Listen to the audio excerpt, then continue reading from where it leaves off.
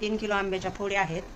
त्याच्यातलं मी 1 किलो बाजूला काढणार आहे मुलांसाठी करण्यासाठी, पण हे गावरान लोणच्यासाठी मी 2 किलो आंब्याच्या फोडी घेते. आंब्याच्या कैरीच्या फोडी करून घेतलेल्या आहेत आणि ते स्वच्छ पाण्याने धुवून, बिया काढून स्वच्छ पाण्याने धुवून अशा सुकत घातलेल्या आहेत.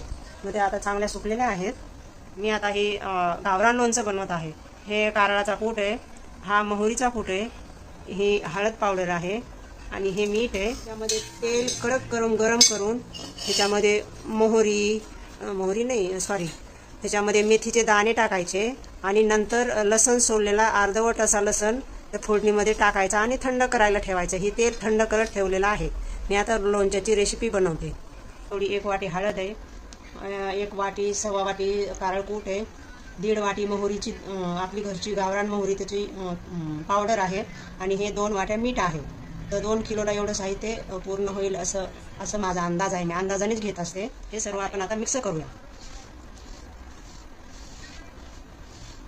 ह्याच्यात मीठ जास्त असेल तर लोणचं टिकतं, म्हणजे खराब होत नाही किंवा त्याला बुरशी येत नाही.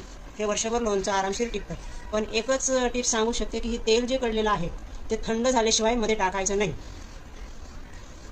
आता हे मिक्स करत आहे. मी मिक्स करून झालेलं आहे आणि आता ह्या लोणच्याच्या फोडी मी मध्ये टाकत आहे. अशा लोणच्याच्या फोडी टाकून घ्यायच्या, अशा मिक्स करायच्या. असं मिक्स करून मग स्वच्छ धुतलेली अशी काचेची बरणी घ्यायची. एकदम स्वच्छ धुवून वाळवून ठेवलेली आहे. असं थोडंसं बुडाला असं थोडंसं हे टाकून द्यायचं, कूट वगैरे, आणि ह्या फोडी अशा वरवर ह्याच्यामध्ये भरत राहायच्या. हे लोणचं वर्षभर टिकतं. ह्याला उन्हात ठेवायची गरज नाही आहे किंवा थंड ठिकाणी ठेवायची पण गरज नाही. सेम तुम्ही नॉर्मल ठेवलं तरी चालेल. तेल मात्र थंड झाल्यावरच वरून टाकायचं आणि मसाला जो तुमच्याकडे आहे तो टाकायचा असेल तर टाकायचा. हे गावरान लोणचं असं तयार होत आहे. हे आहे गावरान लोणचं, हे आहे मसाला लोणचं.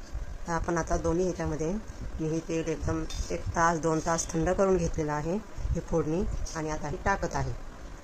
असं टाकून द्यायचं,